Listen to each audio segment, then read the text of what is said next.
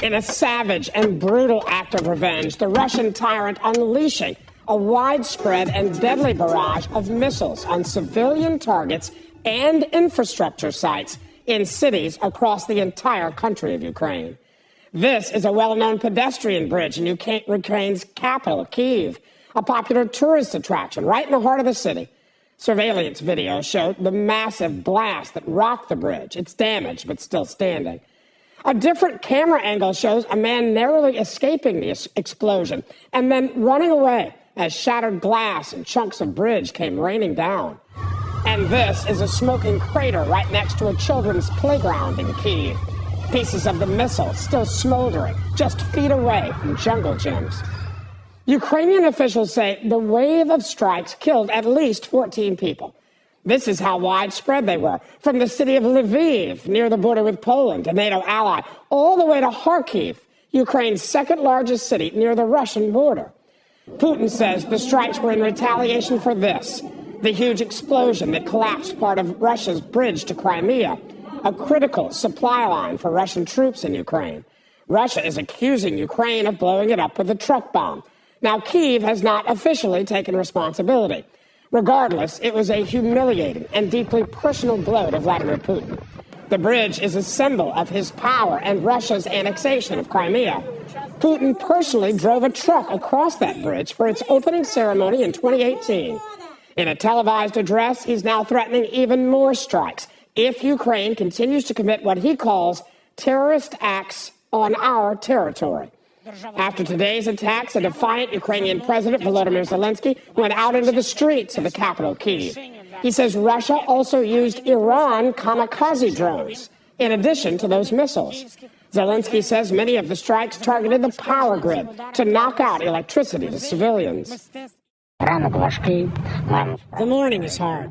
We are dealing with terrorists. They seek panic and chaos. They want to destroy our energy system. They are hopeless. The second target is people. They deliberately choose such a time, such goals, in order to cause as much harm as possible. Ukraine's military refusing to be intimidated as it continues to recapture territory and drive the Russians back. Ukraine's defense ministry tweeting that Russia's strikes against civilians will only make their resolve stronger. Reporting now from our sister network Sky News and its correspondent Alex Crawford. She witnessed the destruction from one of the strikes in the city of Dnipro. The huge mushroom cloud created is captured by a driver on the other side of the road. Imagine the naked fear felt by those in the middle of all this. This was the north side of Dnipro, one of Ukraine's biggest cities. And the attacks here were replicated across a string of other cities throughout the country.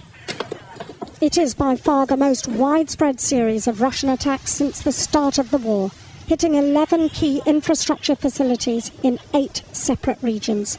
Quite a record, with the war now in its 8th month. This was the crater caused in Dnipro by that double hit, in a residential area. There are several apartment blocks around, and it's on a busy bus route.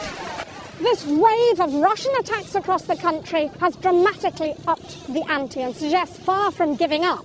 The Russian leader has once again doubled down.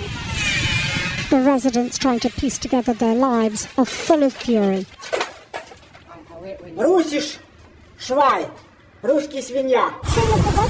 And millions saw a young student narrowly escape death on her way to university.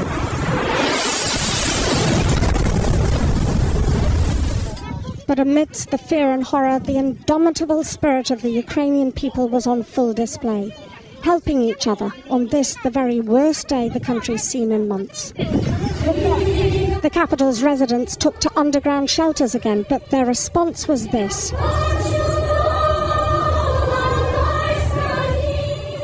Patriotic songs sung heartily and with great gusto. Difficult to imagine, but there could have been even more destruction, more flattened homes and deaths. Yet the Russian leadership's threatening more attacks. There's no end in sight to this misery. In fact, it's just escalated several notches. For the news, I'm Alex Crawford.